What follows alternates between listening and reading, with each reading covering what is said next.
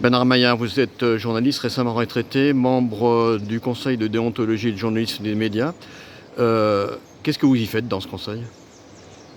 Alors, je représente avec d'autres camarades, je représente la CFDT, mais je suis d'abord un journaliste parmi d'autres journalistes en contact avec des éditeurs et surtout le public. À quoi ça sert C'est ce tout conseil?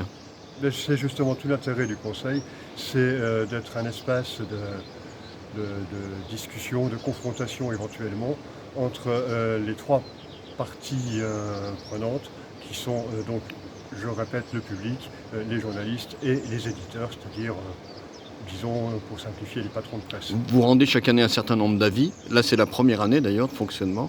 Ils portent sur quoi? Alors, il porte sur ce dont le public veut nous saisir.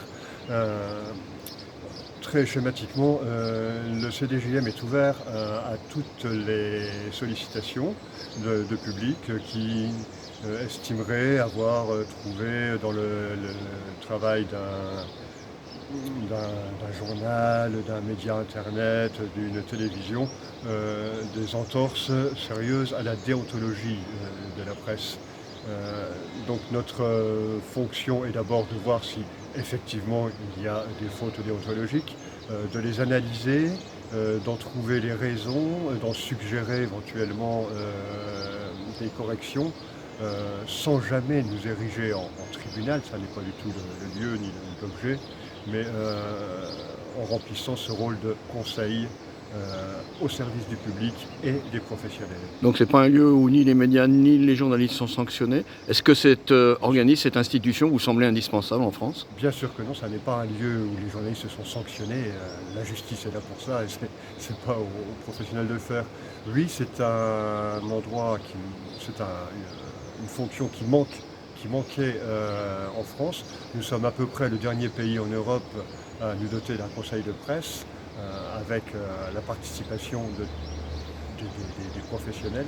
Et ce retard doit être comblé le mieux et le plus rapidement possible.